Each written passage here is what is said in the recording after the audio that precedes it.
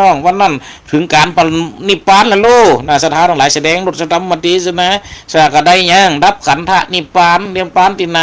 นั่นที่ทุ่งยอดเดี๋ยวเขาน่ะโน้มเขาสามแกนลงมาสุมกันนี่จะล้อคือพระเมียงสถานทั้งหลายล้อคือพระศรีอริยะเมตไตรจักมหาสไลผายโพดปวดโลกตั้งนาคือได้เป็นผู้ที่มายังสรีละสลายล่างสรีละสังขารโดยบนมือของพระองค์เองเนี่ยสถาบรรดาพ่อแม่พี่น้องเขาจะได้เล่าย้อนไปถึงบุพกรรมจัดก่อนเก่าที่เขาได้เล่ากันมาก่อนที่จะคู่อูหมูนี่สถาบรรดาพ่อแม่พี่น้องเขาก็จะเป็นได้อูได้จ๋ากันเนี่ยก่อนเนาะสถาบรรดาพ่อแม่พี่น้องเรื่องเลิกงามยามดีเพราะวันนี้ตะกี้ไปกับมีผู้ผลได้ตักได้ถามได้ท่านี่เขามาพ่องกับลูกเพียงเชียงใหม่ผมรู้มาวันนี้มาฝึกงานศพส่งสการพ่องกับลูกเพียงอำเภอเมืองมาเปิดก็ได้มาปลุกตะกี้ได้ปะFCอำเภอเมืองด้วยนะสถาบรรดาพ่อแม่พี่น้องเปิ่นกระตากถามเข้ามาใครคือเฮาอูวันนี้พ่องก็จัดงานศพพ่องก็จัดงานมงคลมันใดมันมีปัญหาสถานทั้งหลายมันอยู่ที่ปากคนเฮานี่แม่น้ำใดเปื้อหนทางเปิ้นว่าพี่ช้างก็ได้ย้อนกำปากสถานทั้งหลายมันเป็นยังเนาะเลิกงามยามดีนี่ถ้าว่าเอาตามวันที่เปิดจังหุมนับกันนี่จะนับตามคำเนาะ1คำจ้างเกี่ยวสู่หงทำ2คำฟังทำกลางประจาอันนี้ก็เป็นแฮมส่วนหนึ่งสถานทั้งหลายซึ่งจะมากมีตามที่ในปกติในคัมภีร์ในอย่างล้านหน้าเขานี่ก็เขียนออกมานักโดยเฉพาะปฏิทินสมัยมันเดียวสมัยสถานทั้งหลายปฏิทินล้านนาสถาบรรดาพ่อแม่พี่น้องออกมามดสอมีหันมดวันไหนวันดีวันไหนวันเสียวันลมวันลมหลวงวันจุ่มวันฟูมีหันมดดูสถาบรรดาพ่อแม่พี่น้องสำหรับที่จะได้อูในวันนี้ก็เกี่ยวกับเรื่องยังเรื่องงามนะสถานทั้งหลายเอาว่าทุกเจ้าไปได้ยินปออาจารย์คนหนึ่งอันนี้กำจะว่าแค่เป็นไวยสาครับท่านพระครูครับไวยสาปรมีท่านพระครูครับนะพระครูวัดนาไม่แดงนะครับผมได้ตักได้ถามเข้ามาตั้งเฟซบุ๊กไล่นะครับปรมีแห่งเปิ่นปรมีธรรมนะครับช่วยเหลือคนทุกคนยากนะครับหัวหิดศพส่งสการทั้งวัดผมนี่กะไปใดของเมืองลำปูนพุ่นไหมกับวังกันก็ยังว่านะสถาบรรดาพ่อแม่พี่น้องนอกเฮากับไปหัดหิดเอามาเผื่อยังเผื่อแจกนะไปต่างมา2ลำรถนี่ส่วนมากนี่คนที่จะเอาในสถานทั้งหลายมันก็มีส่วนน้อยนะทางบ้านเฮานี่นะเฮาต้องปลูกฝังในความคิดอันนี้แหมอย่างหนึ่งความจริงแล้วบางบูบางตันผมมาไปเจอมานี่บางเตี่ยบางข้างเนี่ยถ้าว่ามีแต่ผมถึงจะมาเอาจังกับบ้านวัดห้วยแหนเอามานี่ก็เหลืออยู่ลูกผมเนาเดี๋ยวเชียงเดี๋ยวก็ยังว่านะบางฝั่งจะเอาไปใส่ป่อใส่แม่เงินค้ำกับจะมีฮะแล้วเขาบอกว่าเอาหีดอันนั้นไปมันดีกะผมบริจาคไว้วัดตั้งเฟจัดยุ่งเลยครับพระครูแบบเอาเตียนแหละแบบเอาเตียนได้ไปเป็นอย่างกว่าอีป่อไม่ได้ใส่หีดดีว่าปัดก็ปะเกี่ยวกันสถานทั้งหลายกับเคียงใส่ฉากเอาไปเผาบ่ได้เนี่ยลูกหลานตามเต้าบางคนผลได้ซื้อกับบัลเล่ใจนะสถานทั้งหลายตัวกระตึงประจำมีตังค์นะเอาย่ำแข่งเอาเดี๋ยวบางคน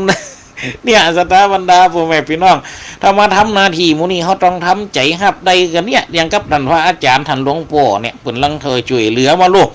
คนทุกคนยากลำบากอับจนเนี่ยสถาทั้งหลายเกิดมาเป็นคนก็ช่วยกันเตรียมตุ่มช่วยกันรุมหอบเนี่ยสถาบรรดาพ่อแม่พี่น้องย้ำตุกย้ำยากย้ำตุกก็ได้หันใจย้ำอยู่ก็ได้หันอกหันใจย้ำจากไปก็ได้หันน้ำตาเนี่ยสถาทั้งหลายสังคมจะงดงามใดเขาต้องกำลังใจซึ่งกันและกันว่าที่ไหนสถาบรรดาพ่อแม่พี่น้องข้าวต้มข้าวหนมกระจ่างอย่างสถาทั้งหลายตักพูดจังใดมันมีผ่องบอกกันมาด้วยเนื้อตั้งเพนี่ผมตักบาดเงานะเต้าบาดเงาจะได้นี่เขาลองคนพอเฮอจักบางคนกับหูจักเนาะบาดเงาจะได้เปิดเอาถาดมาเลี้ยงกันบางคนกับว่าบาดเงาจะได้ว่าเป็นถาดอย่างเงี้ยว่ามันเป็นนี่บาดเนี่ยบาดเงามันก็ต้องเอาบาดมาเลี้ยงกันว่าถ้ามันดึงจะเขียวเขาเอาคับใดแบบนี้เอาถาดไปเลี้ยงกันนะตู้เจ้าเก่ามีกี่ตนอย่างวัดห้วยแหนเท่านี้ตู้เจ้าเก่ามี11 ตน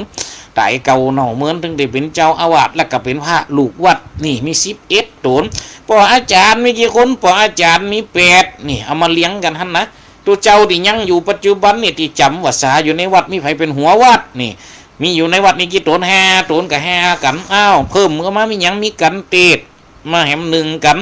มีสำรับพระเจ้าแหมหนึ่งกันเนี่ยศรัทธาทั้งหลายมีหัวสังแหมหนึ่งอันนี่ตุเจ้าตนที่นั่งหัวสังจะได้อยู่2 ถาดเอามาเลี้ยงกัน30 ปลายกว่าถาดเจ้าบ้านต้มก็ต้มก้องดึงวันออกออก7 ค่ำก็แหม14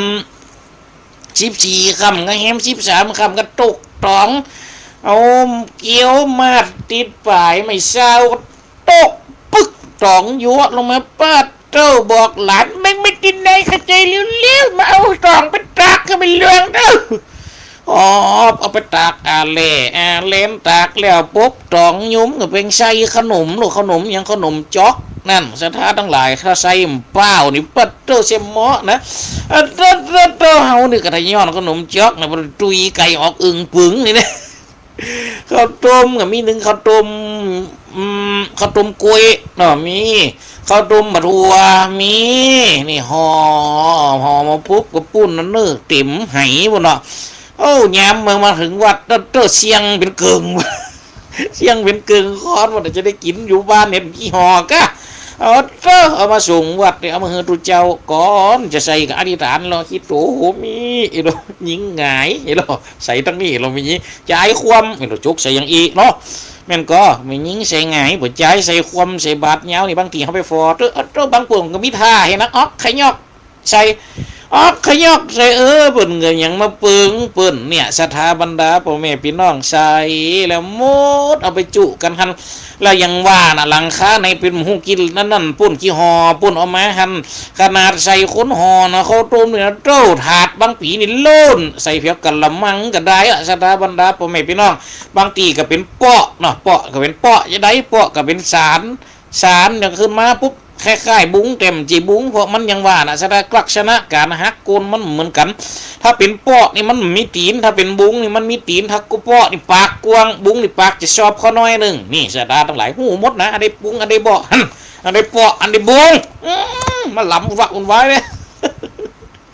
เนี่ยสถานทั้งหลายเอามาใส่ลูกโอ้ดูเจ้าตั้งเวลามาปุ๊บเอามากินเราจะกินแล้วมดสันเดียเขาประกาศด้วยคนศรัทธาทั้งหลายฟังปิกเนอร์ช่วยกันเอาไปกินกำบุญด้วยกันเลยปัตตบางคนจะเอานะไปได้แล้วของผี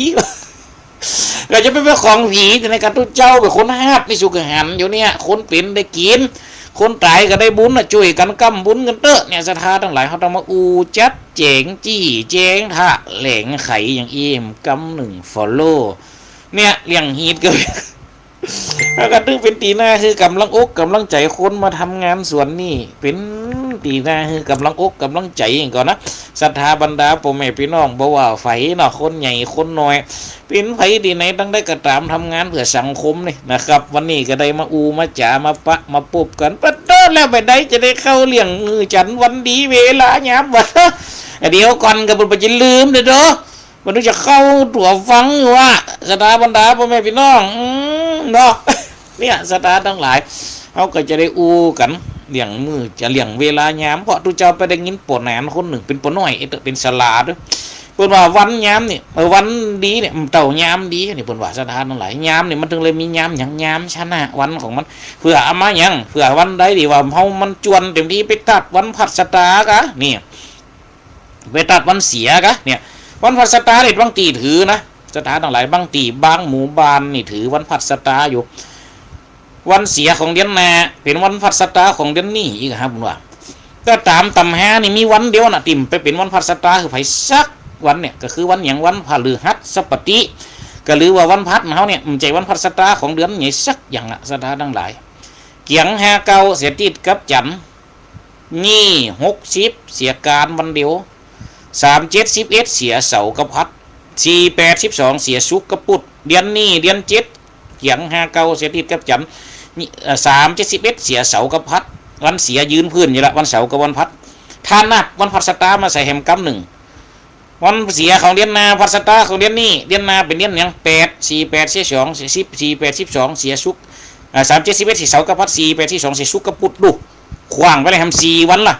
แต่ติดนี่มี7วันไหนเขาลองขึ้นมาสตาบรรดาพ่อแม่พี่น้องมันจะเหลือวันดีกี่วันมันก็วันนั้นโอ้ปีใหม่ยังว่านะลูกหลานว่ากันหีบปิ๊กเนี่ยสถานทั้งหลายกันเท่ากับจะหาจำเป็นได้หาย้ อันเนี้ยชนะวันนี่หรอเฮ้อสถาบรรดาพ่อแม่พี่น้องมันก็มีตำหาของคนนะสถาทั้งหลายงามมือจันทร์วันดีงามวันดีวันอย่างมูนี่สถาทั้งหลายเปิ่นก็มีของเปิ่นมีเลิกงามของเปิ่นเนี่ยสถาทั้งหลายมันก็มีชื่อของเปิ่นหรอมันก็อัตโถหินังนี่อุทังกลาจานี่ทักขินะลาพังนี่วามะกะละหังนี่มัดเชมรณังดูอัตโถหินังเนี่ยสถาทั้งหลายมันมีอยู่ด้วยกันเนี่ยสโลกของมันเนี่ยมีอยู่ด้วยกัน3 เต่า 4 เต่าเนี่ยมีอย่างอุทังคะลาจางามดีทักขินะลาฟังก็งามดีวามะกะละหังอันนี้งามดีมรณังเนี่ยสถามรณีมัดเชมรณังอันนี้กำดีสถาทั้งหลายแล้วมันก็จะปีกบนว่ามี4 เต่าด้วยกันเนี่ยสถาทั้งหลายอุทหินังอุทหินังเนี่ยมันก็จะปีกวนมาอย่างนี้สถาทั้งหลายวันหนึ่งก็จะมีอยู่ด้วยกันอยู่4 ยามเนี่ยสถาบรรดาพ่อแม่พี่น้องแม่แต่อันยังก็ตามนะสถาทั้งหลายเป็นแบ่งเอามาเป็นกูหรอตกสโลกเนี่ยตกสโลกก็มีอยู่สโลกหลายอย่างสถาบรรดาพ่อแม่พี่น้องมันก็มีอยู่สโลกหลายอย่างสโลกสวยนี่เปิดมาหาคนสบายเอามือจับบีบพอไหลไปตกสโลกได้นี่เขาก็ใจสโลกนั่นในการรักษาหมอยาบนตรงนี้หรอถ้ามันตกที่รักษามันได้แต่มันก็มีของปืนเพราะมันเก่านี่สถาบรรดาพ่อแม่พี่น้องอย่างกับวันจันทร์เนี่ยวันอาทิตย์อุตามเสือยามอุตังคะลาจาสู่ยามใจเนี่ยลาพังนี่จะมีตั้งแต่7:31 นาทีเป็นต้นไปจนถึง9 โมงจากนั้น9 โมงถึง10 โมงครึ่งก็จะเป็นยามอุทังคะทักขินะลาพังซึ่งเป็นยามดี2 ยามติดกันมานี่สถาทั้งหลายเนี่ยก็จะได้ยามอย่างเงี้ยเนี่ยสถาแฮมกัมหนึ่งกับปูนนั่นคอนปลายบนสถาทั้งหลายอุทังคะลากะชากระซิบ5:01 นาทีโพดเผียวโพดเผียวอันนี้ปุ่นสถาบรรดาพ่อแม่พี่น้องโพดเผียวมีเล้งหมดนี่ไปเผียวไก่เจงปุ่นนะตั้งแต่16:31 นาทีก็4 โมงครึ่งจนถึงเวลา18:00 อันนี้ถือว่าเป็นยามดีอุตังคะลาจาแหละสู่ยามใจเนี่ยลาพังนี่สถาบรรดาพ่อแม่พี่น้องอันนี้เป็นของวันอาทิตย์ถ้าเป็นของวันจันทร์ก็จะมีแฮมอันหนึ่งวันจันทร์นี่ก็จะมีปูนเนอร์ยามขวายเนื้อสถาทั้งหลายวันจันทร์นี่เป็นวันมหาเสน่ห์นะเป็นวันดีแต่ธรรมพอสถาทั้งธรรมพอมันหาวายามของมันนี่ได้น้อยถึงจะเป็นวันดีก็ตามจะมี2 เวลานะติดกันอยู่นะเวลาอย่าง10 โมงครึ่งเป็นต้นไปจนถึงเวลาเที่ยงนี่อันนี้วันของวันจันทร์นะเรียกกระเตียงจนถึงบ่ายโมงครึ่งแต่อันเนาะแสดงว่ายามดีเนี่ยจะมีตั้งแต่11 โมงครึ่งไปจนถึงบ่ายโมงครึ่งเนี่ยสถาน10 โมงครึ่งเนาะ10 โมงครึ่งไปจนถึงบ่ายโมงครึ่งอันนี้ยามดีของวันจันทร์ยามดีของวันอังคารวันนี้ยามดีจะหนักทำมาพอวันที่แห้งๆเนี่ยนะลูกมาเมเจ้าเขาลองกึดพอสถาบรรดาพ่อแม่เป็นน้องตั้งแต่16:00 ถึง7 โมงครึ่งโหลูอันนี้ก็เป็นยามดีแล้วนะ7 โมงครึ่งจนถึง9 โมงตรงอันนี้ก็ยามดีนะวันอังคารนี่ไปดีแฮมกัมกับปุ้นนั่นเนอแม่แรงตะวันแรงบ่ายโมงครึ่งจนถึง15:1 นาทีจนถึง16:30 นาทีดูจนถึง4 โมงครึ่งวันอันนี้ยามดีของวันอังคารไว้สาครับอาจารย์เจ้าท่านอาจารย์สนีกะหลงเปิ่นก็ได้ตักทายเข้ามาโอ้มันยามติดปากติดคอ ก็ตักทายเข้ามานะครับจากนั้นสถายามแหมกำหนึ่งนี่เฮามาพอนี้เดี๋ยวขออนุญาตนะครับตักทายอูจ๋ากันเข้ามายามแหมอันหนึ่งก็คือวันพุธอันนี้โจโรมายามเหล็กนี่มันจะดีแต่เนอะถ้าว่าจะหาวันนี่นะจะหายามนี่จะไปแหมกำกับพวกน่ะดีเอาเวลาเตีย10 โมงครึ่ง10 โมงครึ่งจนถึงเวลาเตียงแล้วก็จากเวลาเตียงมันเท่าว่าตูดจ่ายเข้าสู่หยังสถาทั้งหลายเวลา13:30ก็คือบ่ายโมงครึ่งเนอะเนี่ยตั้งแต่10 โมงครึ่งจนถึงบ่ายโมงครึ่งเนี่ยนี่คือยามของวันพุธนะนี่ เรียนมาแหมกำวันพฤหัสบดีก็คือวันพัดของเขาเนี่ยเดี๋ยวหูเขาหันกันเนี่ยอย่าลืมมาย้ำแรกกำจะได้เตี่ยไปได้แหมกำกับ9:00 นถึง9:01 นถึง10:00 นแหมกำกับพวกนั้นเนอสดาทั้งหลายไปเสียงเอาย้ำพวกกับปุ่นตั้งแต่เที่ยงตรงจำนั้นก็จะง่ายเข้าสู่ย้ำมานี่เราแหมกำไปปะย้ำดีปุ่นเนอ16:31 นจนถึง18:00 นตรงนี่ยามมันพัดนี่นะสถาเขาจะลังดีหากันไว้โลดแหมกำกับวันศุกร์นี่ยามดีกับมีนักละนะหันวันยังอันนี่สถาทั้งหลายยามดีมีนักวันศุกร์นี่เริ่มตั้งต้นกันตั้งแต่7:31 นจนไปถึง9:01 นนี่เปิดห้องว่ายังกองไงฮิโรแตรสูตรเตียงย้ำทะเลจักไก่เตียงย้ำเตียงย้ำตูดจ่ายย้ำกองแรงย้ำแต่ไก่คำนี่พาดลำตำเนี่ยสถาทั้งหลายพาดลำตำเนาะสถาทั้งหลายเสียงหมูนี่มันเป็นเสียงของการที่เป็นฮือสัญญาณสมัยตะกอนนี่ย้ำตูดจ่ายตะวันสมัยตะกอนถ้ากระวันจ่ายในเวลาถ้าเป็นจะส่งเสียงบอกข่าวนี่ตะลิกามีทีเดียวเป่าตูนหรอตูนห้องเขาสางมาอูห้องกระเป๋าเขานี่ปองกับห้องสนิงนี่เนาะเพราะว่าเป็นยังเป็นเขาอย่างเอามาเป่าเอามาอูดังฟูนอันเนี้ยคือสัญญาณห้องว่าตูดจ่ายเดี๋ยววันนึงจะไปอูมาตราการนี่เฮงแบบกับหนึ่งแต่เดี๋ยวเขาอูอย่างยามที่มันดีเขาแต่ละวันเนี่ยก่อนยามวันศุกร์นี่นะสถาตั้งแต่7:00 นจนถึง9:00 นอันนี้ดีหนึ่งแล้วรู้มันจะน้อยนะดีแหมอันหนึ่งย้ำทะเลสูเตียงนี่9:00 นจนถึง10:00 นนี่กำลังก็จะเป็นย้ำวิทย์ไปหันแห่น้อยหนึ่งแหมกำไปเริ่มย้ำดีกับตอนไหนสถานทั้งหลาย15:01 นถึง16:30 น16:31 นถึง18:00 นกับตะวันลุงแรงเวลาเนี่ยสถานทั้งหลายก็จะเป็นย้ำดีนี่ย้ำดีมาด้วยกันแหละ2มันว่าเป็นกู้โลสถานทั้งหลายเอาต่อไปในวันเสาร์นี่ในวันเสาร์เข้ามาปุ๊บเริ่มแรกเลยเนอะ16:00 นตื่นแต่ว่าแรงอย่างกับวันเนี้ย16:00 นนี่จนถึง7:00 นเจ้าเนี่ยคือยามเนี่ยคืนนะรุ่นดีเลยสถานทั้งหลายโจ๊กโลกมาดีเลยนี่พอไหลมาแหมกำหนึ่งตูดจ่ายโลเวลาเที่ยง1 นาทีจนถึง13:30 เนี่ยแหมกำกับยาม13:31 นสู่15:00 นเนี่ยอันนี้เป็นยามดีของแต่ละวันสถาบรรดาพ่อแม่พี่น้องอันนี้เป็นห้องว่าเป็นยามอุทังคะราชาสู่ยามใจเนี่ยลาพังสมัยตะกอนส่วนมากนี่เปิดจะใจขึ้นเฮียนใหม่เนาะยามบนห้องว่าปัญจขันธ์ผ้าฝีนี่สถาทั้งหลายอันนี้นะเปิดจะใจสำหรับยังสถาทั้งหลายยามปัญจขันธ์ผ้าฝีอันนี้เป็นยามดีสำหรับกิจกรรมการแหกแปลงสร้างแปลงหอแปลงเฮียนเนาะสถาทั้งหลายล้านก้าแหมอันหนึ่งก็คืออย่างยามชนะวันเขามีอยู่หลายอย่างหรอกสถานหลักมันไม่จื้อนะยามชนะวันยามหามือจันวันดีวันมิงบ่ใดวันไตกับบ่ปอดเอายามเอายอมหยอดเนี่ยเอายามเป็นหมอกสถานทั้งหลายยามเป้ก็คือยามชนะอย่างชนะสึงวันคนก็ไม่จื้อแห่งทั้งบนในโลกยามมโหสถชนะเกวัตพามนี่สถานทั้งหลายอันนี้คือยามดียามแม่จ้าง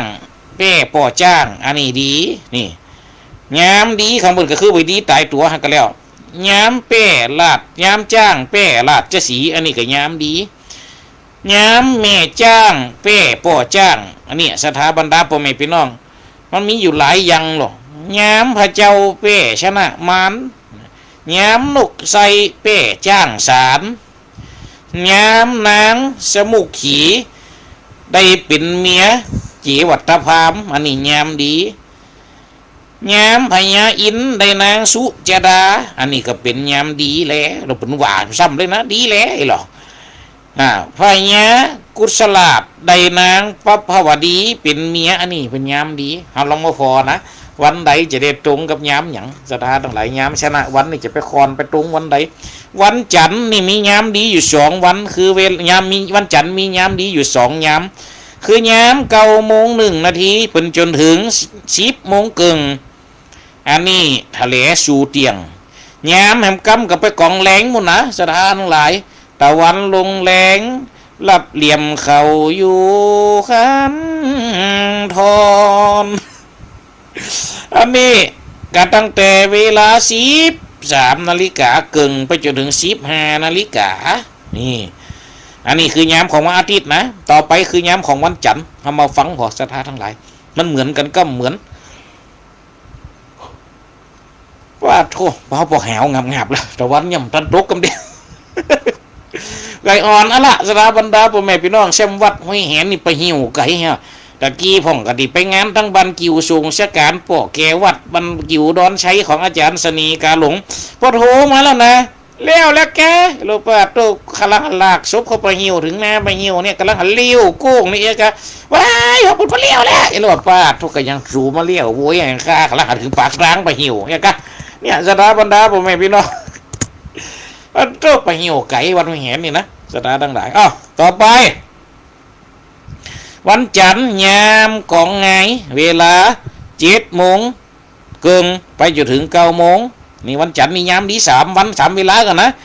แล้วก็ยามกองแรงเวลา13:00จนถึง15:00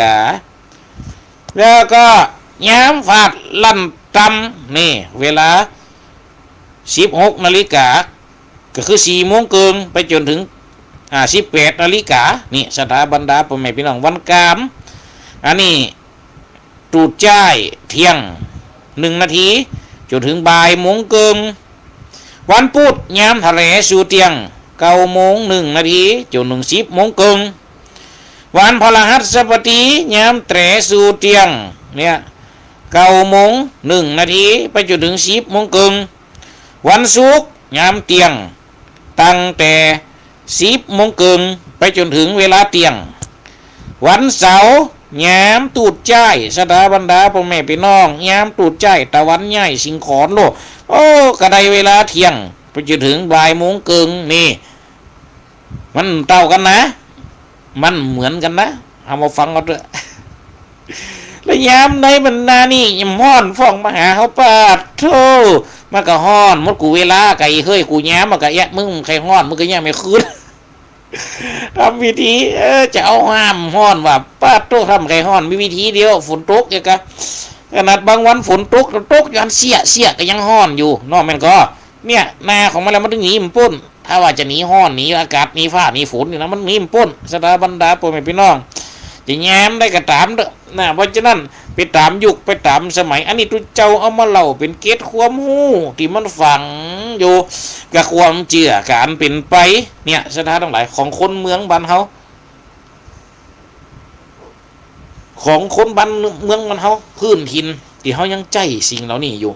เพราะมันเป็นความเชื่อที่ประกอบด้วยความงดงามประกอบด้วยขนบธรรมเนียมประเพณีเป็นความเชื่อที่มันตกผลึกมาสืบเจนลูกสืบเจนหลานจนมาถึงปัจจุบันการเนี่ยจึงได้ว่าเป็นตัวที่สำคัญที่สุดที่เนี่ยคนเฮาคนเมืองเนี่ยมีวิธีกรรมมีพิธีกรรมและวิธีการที่งดงามสืบฮอดมาจนวัฒนการว่าที่ไหนเขาไปพอหีด12ของ14ภาคอีสานเบิกก็มีของเปิ้นเฮานี่แต่ละเดือนเฮาก็มีลูกเดือนเกียงสมากกันยังถ้าว่าเป็นตั้งลงเจโฮมมาเพเดียนเกียงออกมาปุ๊บเดียนเกียงออก1 คำอันนี้กินเสวยสลากกันโลกินกล้วยสลากกันละนี่หีดเขาเกียงออก2 คำเกียงออก3 คำอย่างหัววัดหัวแหนนี่ก็ตึงกันหลายทีนะเกียง3 คำนี่ขึ้นหัววัดลุงนั่งโลเกียง5 คำวัดไม่สุกเกียง7 คำของวัดเท่านี้เนี่ยเขาเราเกิดมาเถอะมันก็มีหีดของมันเดียนเกียงก็สมบัติจะกินสลากมากไม่เดียนยี่ตุ่มเสียงดึงวัดดึงว้าดึงวันโลตีกองปุจาบนยังตั้งทำเดียนยี่โลตามพระเวสสันดรโลโอ้มีหันหมด เสียงน้อยเสียงไงเสียงใดมีหมดติโวตาปะกา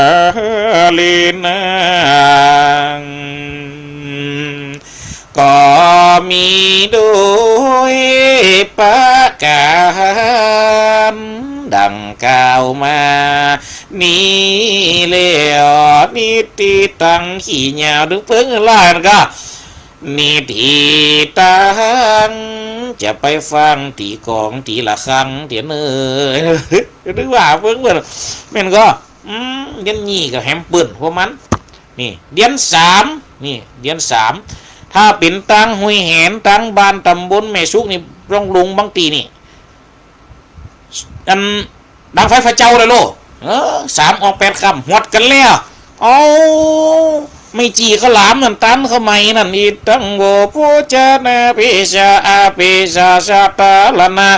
โลกิญะโลกุตตะลาสุขะสัมปะตินังญวาระหันตาอรหันติก็เรียนสี่สามนี่ตันเขาไม่ละตั้งเพ่เพราะมันเดี๋ยวนี้เป็นถือถ้าว่ามันตันเขาไม่เปิดกับเนี่ยตรงเดี๋ยวมงคลนะอันนี้ตันเขาไม่ตั้งซะเดือนสี่อันนี้ประเภทนี้สมัยตะกอนนี่จะตันเขาไม่อยู่เดือนสี่เต็มเดียวนี่เมียปูนหนีไปประเภทนี้สงน้ำถาดปุ้นวัดอาจารย์สนีกาหลงปุ้นถาดกิ่งเกี้ยวร้อยคำปุ้นแน่แม่นก็นี่แห่กันไปแล้วมงตึงมงตึงมงตึงมงตึงมงมาเต้มาละวุยกับมาละวะมาแหลมเขาปูเขากระลู่ไว้เนี่ยสดาทั้งหลายแห่กันขึ้นดอยลู่โอ้เนี่ยเดียนแห่สถาบรรดาพ่อแม่พี่น้องเดียนสีนี่ส่วนมากจะเป็นอย่างประเพณีเข้ากำโด่งมันเฮาจังหุ่มเนี่ยกันเข้ากำตู่เจ้าพระน้อยเดียนสีมันดึงปึ้งบุญหล่นหนาวเห็นน้อยโยโซพระเกว่าอัลลาหังสัมมาสัมพุทโธว่าแล้วมัดเจ้าดึงต่อไหมล่ะเอาเนอเจ้าบ้านเจ้าจองเอาตื่นเนอตอนนี้พระสงฆ์องค์เจ้าสูตรสำเร็จเสร็จแล้วปากันลูกหนึ่งเข้าหนึ่งน้ำเนอบนหนึ่งก็จะไปติดตามสามเณรเจ้าออกบิณฑบาตบันเหนือบันไตบันไกบันไก่หนตกอันออกขอกไตหนเหนือตื่นเนอมันดึงปึ้งมันล่อสถาทั้งหลาย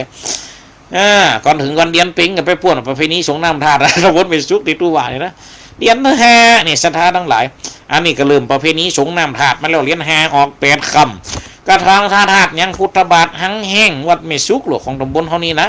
แต่ละตีแต่ละตานก็มีเนี่ยเดียนแห่ปิงนี่ก็วัดที่ไหนท่าลงลำปางเขาก็เสด็จลูพระธาตุเจ้าเสด็จลูวัดพระธาตุจินธาตุเจ้าร้อยเตาโอ้เฮก้องเฮกองเฮมองถึงกันไปกันตุกตุงตุกตุงโอ้มวนอกมวนใจเนี่ยสถานทั้งหลายมันก็มีหีดแต่ละประเพณีแต่ละเดือนของมัน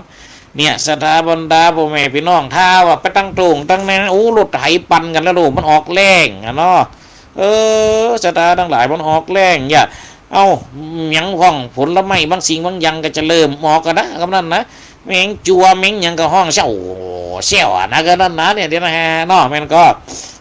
ที่จังหุมมาตัวเดือน4 เดือน5นี่คือยังแมงมันจอมแมงมันมกเนี่ยกำกินมันดึงมาดึงเปิงบนโลคุดนะเพื่อนน่ะนาแมงมันเต็งซ้ำโอ้คุดจกคุดดมอยู่ดีแล้วปูกวางลึงหึงปูนตักเสร็จพาเอาไปตาวน้ำตาบนนี่สถานทั้งหลายอันนี้เนี่ยนะฮะเนาะเดือน6ปิงประเพณีสงน้ำธาตุวัดเท่านี้ประเพณีสงน้ำธาตุที่ไหนพ่องพระธาตุเจ้าจ่อแหเมืองเป๋ก็แม่นก็6ปิงดูโอ้สถาบรรดาพ่อแม่พี่น้องการงานเนื้อจีบอกไฟเรื่องเปิงเหมือนเดือน6เนี่ยว่าเต้าเอาขึ้นไก่ก้างแห่กันมาแล้วบอกไฟบอกไฟกาปอแนนปัญญาเป็นคนเพียบพร้อมเป็นทุกย้อนได้ตอกได้ตำไม่หรอโอ้มันดึงเปิงเหมือนแห่ขึ้นบนดอยบนนั้นเต้ายามเอาขึ้นก้างนี่โหแกฮะล้อโหจี้บอกไฟเต้าอยู่ตั้งลุ่มเงี้ยพอหันกับควันเลยชุดเลี้ยว ว่าสักบึดหนึ่งอยากปรับในบ่ไฟขึ้นใน3 โมงนะ3 โมง3 กล่อง3 กล่องก็มองชวนได้ตีเสียก็เซ็งตีกล่องก็ล้วนลุ่มต้มอยากบอกไฟง่วยนาแล้วมดดักมันนะกล่องเนี่ยเปิดห้องมายังฟังเสียงโวลูกว่าสมัยตะก่อนบอกไฟมันเก่านี่ขาดโวอย่าโอ้ลุงโอ้บางทีดังรอแลจัดงามโวหน่อยก็ดังรอแลโวใหญ่ก็ดังลุงบางทีเปิ่นเนี่ยงามสะดาทั้งหลายเปิ่นเนี่ยคือหลวงพ่อเอาเอ็นพุทธสอนนะนี่มันพุทธสอนนี่ปัจจุบันนี่ดอกนี่เปิ่นห้องดอกโอ้พุทธรักษาเนาะปัญหาของพุทธสอนเขาเมียงเขานี่เอาเขาใส่ในโวนะกองมันง่ายมันดังม่วนโอ้ม่วนสถานทั้งหลายเป็นฟังกันคือฟังกันถ้าว่าบอกไฟอันที่ไหนโวม่วนนี่โต้ขนรูฟังกันชมกันนะโอ้สลาเนี่ยนี่บางตีต่างลูกจู้ด้วยบอกไฟขึ้นไป2 จัดของต่างลูกจู้แหมนี่วะนะเนี่ยเดือน7นี่มันถึงปึ้งหมดแล้วลูกไก่ปีใหม่มาแล้วไก่ปีใหม่เมียงมาแล้วดอกลมเลี้ยงเหลียงเสียไอ้โอ้มันดึงปึ้งเหมือนเฟ้งปีใหม่เปิดกับปึ้งเหมือนปีใหม่เมืองเอาก็มาถึงแล้วเนาะนี่ปล่อยพระว่าเตรียมดาปล่อยกันโลสมัยตะกอนตุเป็นละอ่อนนี่โอ้เปิดเกณฑ์กันถ้าว่าวัดนี้บ้านหลังนี้จะมีลูกบ่าวบวชจะมีตู้เจ้าตู้พระปีจะเป๊กเป็นตู้ลูกบ่าวบ้านนี้จะบวชเป็นพระนี่แน่เอาผลพากันไปเนอะพากันไปตกไม่ว้าไปตกไม่ข่าวไปตกไม่ผามเป่งผามสารถึมกันกันเดือน7เนี่ยถ้าจะบวชเดือน8ออกนะบวชต้องเตรียมกันเดือน7เนี่ยมาเป่งผามเป่งยังขาดปวนบ้านหลังได้ติดตุงเป็นตุงเป็นแวงห่างๆปวนเอาไม้มาไล่กั้มตุงกั้มแวงนั่งลุ่มหมดนะคนจะขึ้นนักโดเป่งผามซ้อด้วยกันไปให้กับอกเดียนะไงพระพนาขึ้นเวทีบุญนะพระพนาพิพนากกำผ้ามกำเอาไปฟังจังซ้อบนหำฮะเอาพนาขึ้นผามบนหำฮะปอหำฮะเมหำกำโดศรัทธาตั้งหลายเนี่ยเอาเรียน7ปุ่นเตรียมกันโดข้าวหนมปาดกำเป้ากาอยู่ไหนตั้งใดย้ำถึงเรียนจีปีใหม่กับไปดำหัวซ้ำเก่าคนเราคนแก่แล้วจากนั้นมาปุ๊บมาถึงเรียนเป็ดเอามาจำลำจับพอดีเอาอย่างใดนะกันเน้นมีไว้ฟันหน้าก็ว่าเฮกล้องเจ๋ปุกซึงเจ๋ปุกซึงเสียงปีซ้ออยู่ในบ้านเอาผนักเอาไปแห่ไปกองหมดหมู่ได้อยู่บ้านก็ฟังซ้อฟังอย่างล้อเอาฟังน้ำม้วนนะสะท้อนลอ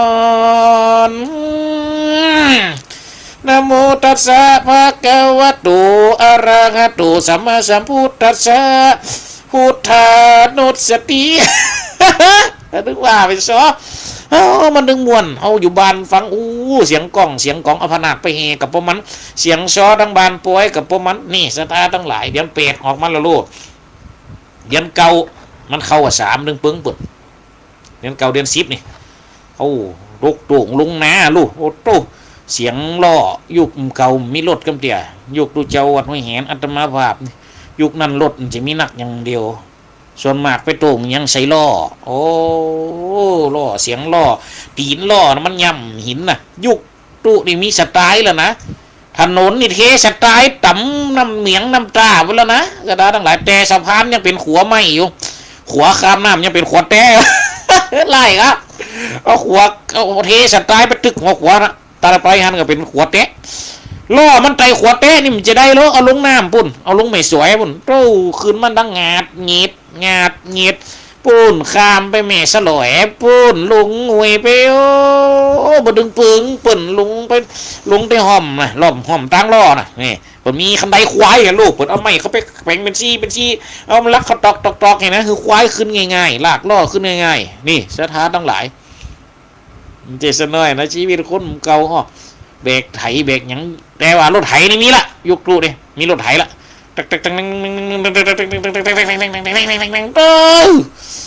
ละอ่อนยังเฮากันยังดอตักหัวป่าสมัยตะก่อนให้นะผมจะได้ปั่นอย่างเดียวล้มเดียวจอบหมุนก็ใส่ป่าโตป่าเป็นได้มวยมดสมัยตะก่อนมีจอบหมุนไถละไว้เจน้ำไว้ปูนแหมโดยลามาเตียกปูนมาเตียกกระเตียกมันก็มาเพียนะมาเตียกย้ำนั่นน้ำคุณอาด ลาดไปตักหัวป่าเนี่ยเหมือนเจ้เขาอย่างกับไปซ่อนอีหัวไอ้หญิงอันฟันก็เต็มที่คนสุกเขาไปซ่อนอีหัวนี่ยามบนเตียกนะกับตักหัวป่าออกหัวโล่น้ำคุณอาดลาดได้โอ้ป่าออกหัวปันเตอร์อันนี้ไปเย็นตักขึ้นมาป้าตัวเก็ตตรงในหัวตำตีนถ้าในหัวตำหางหมดเนี่ยสถามันก็เดือน8เดือน9เดือน10มาปลูกนะเข้ากาเนี่ยผลสมัยตะกอนเขาไปปลูกไปเลยใจเป็นละอ่อนเนี่ยปวดหัวเขาไปกำกาสูงความจริงเหมือนกำที่5คันเอามือเราหัวมือเราไม่เอาเวลาเตงลงไปเขาจะได้มันตายบนว่าถ้าเขากำสูงปุ๊บเขาจังลงไปเบี้ยเขามันหักเกินหมดมันตายเก่ากานะโอ้แม่บ่ามจะได้ง่านะเปิดขางเงี้ยปวดหัวเข้ามันตายเฮ้ยเป็นดีม่วนดีงั้นแต่ชีวิตมันเก่าสถานทั้งหลายโอ้ฝนตกสั่งกับปลูกไปนะโอ้ม่วนแน่เขาลองคืดพัตเตอร์เลี้ยมเต่าแต่นั่นเดือน10เดือน11เนี่ยสถานทั้งหลายมันอยู่นาตูงนานะผู้ออกไปพอออกไปตังวัดไม่แหนนี่อยู่ดอยประตูเฟื่องตั้งโต๊ะนี่ประตูเขาเปิดตูวัดออกไปนะเต้ามันหันตูงหันนาโลโอ้เขากาเขียวริ้วหันละจืนอกจืนใจสถานทั้งหลายเปิงวนแต่คนเราคนแก่ผมกับปลูกพริกเก็บพริกอย่างนั้นเนี่ยสถานทั้งหลายตามหัวให้ไปนะเอาสุมปวกเอาปลูกตามจุ่มปวกเตียงของกระมีมเตียงคุณอะไรปลูกเด้อันอย่างกะให้เข้าเลยปลูกเข้าให้กันเนี่ยนะปลูกเตียงพวกยังศูนย์ให้เข้าเนี่ยเข้าให้เนี่ยดึงฟื้นเหมือนสถานทั้งหลายของกูซิงกูยังไม่ก็ออกมาจับกันนะสถาบรรดาปู่แม่พี่น้องนี่เนี่ยก็คืออย่างเดือนเนี่ยนี่เดือน8เดือน9เนี่ยเดือน8ออกมานี่มันดึงออกมาจับกันพอดีลูกสถานทั้งหลายยังห้องที่มันเป็นออกมาเป็นกูกันนี่สถานทั้งหลายออกมาได้จับกันพอดีนี่ยังแมงมันเหรอแมงมันนานี่ก็ออกมาแมงก็ตีมาจับนี่ยังว่าแมงมันนี่ยังว่ามีพอมีเปลี่ยนมีปัญหาอย่างแต่ว่าเนี่ยกะสิ่งมีชีวิตที่มีวิญญาณและสิ่งที่มีชีวิตที่ไม่มีวิญญาณครองมันอย่างกับงูกันนี่อย่างกับมันนัดกันแล้วนี่ออกมาพร้อมกันนะเนาะก็อึ้งกับยอดมะขามมาเลยออกมาจับกันพอดีกองอึ่งออกมาแล้วไข่เต็มต้องแห่ยอดบอลกองบอลไปมะขามกระโปงมาแล้วลูกกูมาล้อเด้ออึ่งเจออึ่งจ้าใบมะขามมาเลยจ้ะโบกมาล้อกันแล้วไปก็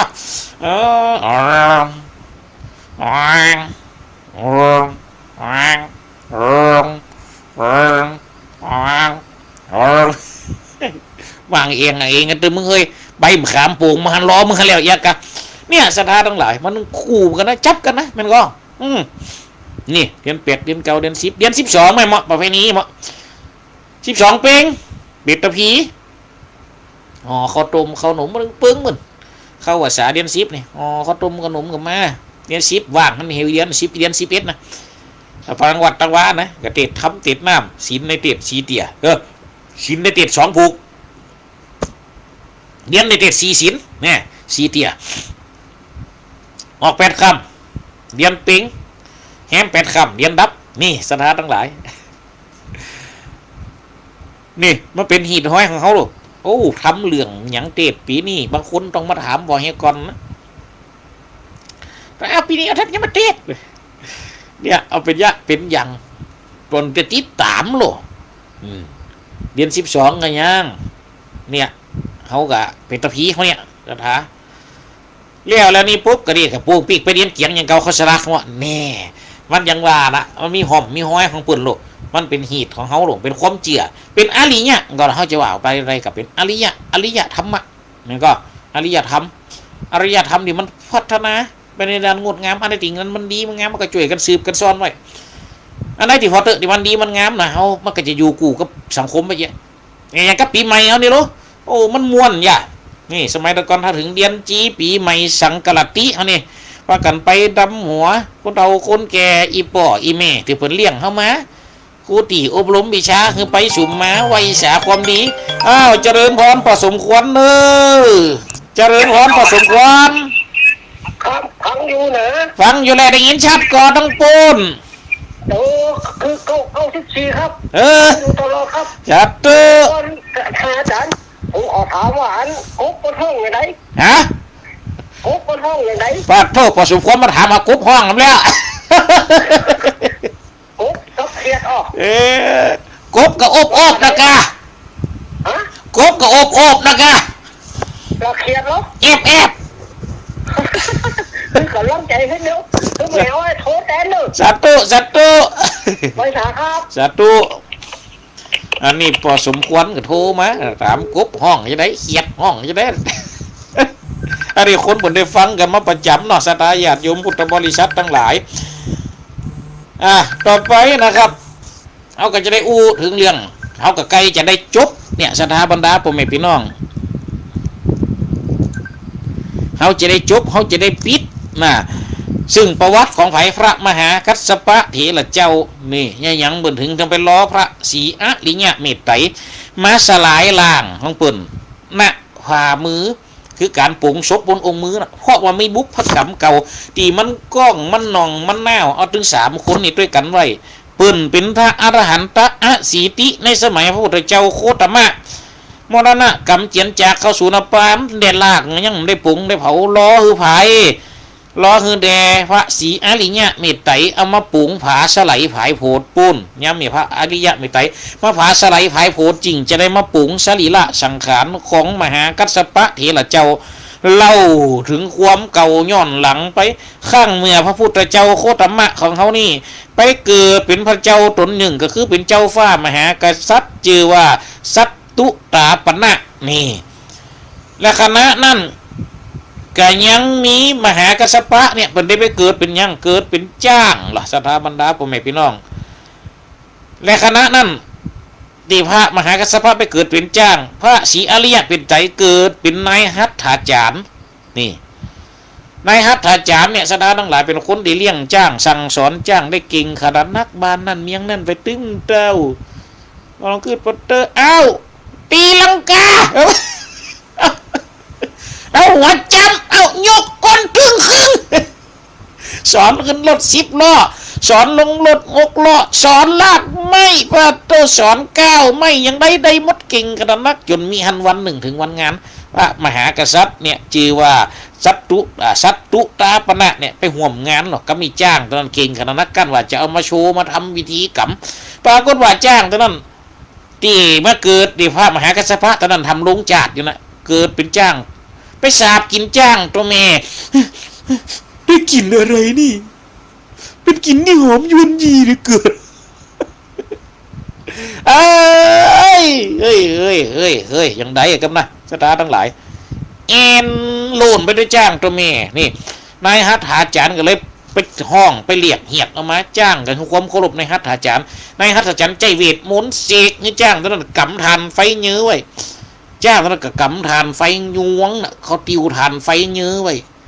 จนงวงจ้างนั้นไม่เป็นแผลนี่เนี่ยบุพกรรมนะสถานทั้งหลายแม่แต่เราคือพระเป็นพระพุทธเจ้าก็ยังมันจะปุ้นนะพระศรีอริยะเมตไตรถึงจะมาเกิดโพธิโลกไปนะถึงจะเป็นพระพุทธเจ้าแต่จะต้องได้เอาศพของพระมหากัสสปะเถระเจ้ามาเผาที่กลางองค์มือก็ย้อนบุพกรรมวิญญาสั่งพระมหากัสสปะเถระเจ้าตอนที่ทำลงชาติเป็นจ้างนะคือเป็นกรรมทานไฟหรอกเพราะฉะนั้นกรรมก็ถึงจะเสี่ยงนี่สถานทั้งหลายเพราะฉะนั้นเฮาทำดีไว้กันนักนะสถาบรรดาพ่อแม่พี่น้องนี่จบกับนี่ละบ่ เสียงกันเนี่ยกะจบตรงนี้แล้วก็มีปีนอนเดียนนาติดนาครับต่อกันใหม่สถาบรรดาพ่อแม่พี่น้องของพระอรหันต์ตูนใหม่เดี๋ยวเขาจะได้มามาจากันนี่นะบัดเดี๋ยวนี้แม่ยายเกี้ยวโทรเข้ามาเด้อเจริญพรแม่ยายเกี้ยวบรรกาศปงเจริญพรอย่างมันม่วนแต่มันว่าวันนี้ม่วนแหละวันนี้ม่วนก็เป็นอึ้งมีเปิ้งแต่นะเปิ้งเป็นอึ้งนะโอ้คนนึงว่างก็มาเปิ้งแต่เปิ้งว่ะเป็นอึ้งเปิ้งแหละอันนี้เขาเรียกเลยปริญญาเปิ้งแต่แล้วเปิ้งกับตัวเป็นอึ้งโอเคหัวเตะกันเตะปึ้งใจเป็นอึ้งนี่แหละฮะปึ้งให้โต๊ะก้าอึ้งไงนั่นไงแฮะไปนั่งเดี๋ยวปึ้งโต๊ะเป็นอึ้งไงบ้านนะเว้ย นะ การนั่นตะกี้ไปใส่เบิกเปิดแซ่มาอุงมาตั้งเป็นอุงน้ำมนต์นะแซ่มือเฮาไปนั่งไกลพ่องกับมาเฟียกยังจะได้อึงอ่างมานั่งข้างองค์อันนี้เอ็มวาดโทษเลยกันอย่ามาเฟียกกันแต่เฟียกกันว่าเอ๊ะกะ โอ้เป็นอึ่งกับเปิ้งอ่างเปิ้งแต่นะอาจารย์นะ สาธุเจริญพรเนอะโยมแม่ครับโยมแม่ยายแก้วเจริญพรเป็นอย่างยิ่งอันนี้คือกำลังใจกันมาตลอดระยะเวลาที่ผ่านมาออกรายการมานี่ศรัทธาบรรดาพ่อแม่พี่น้องนะครับตอนนี้ก็เวลากับไก่จะหมดไก่จะเสียงเดี๋ยวเวลาออกไปนี่แหมเหมือนนานเต่าใดนะศรัทธาบรรดาพ่อแม่พี่น้องที่เขาจะได้ฟังได้ปุ๊บกันนี่ต่อไปนี่ก็ไม่ย้ายน้อยบรรทโรกเนอะเจริญพรไม่ย้ายน้อยเสียงที่หัวนี่มากก่อน เขาชมควรถามว่าห้องกับเขียนห้องได้เนาะ แกนั่นนะแฮะมาถามเขาไอ้อะ อ๋อโป้งยัดอีกอะว่าได้ก็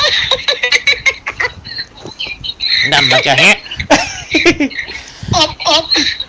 บอีกนะ เวลาครบนะครบก็อบเลยล่ะเสียงแอบเอาเนาะมันก็มัน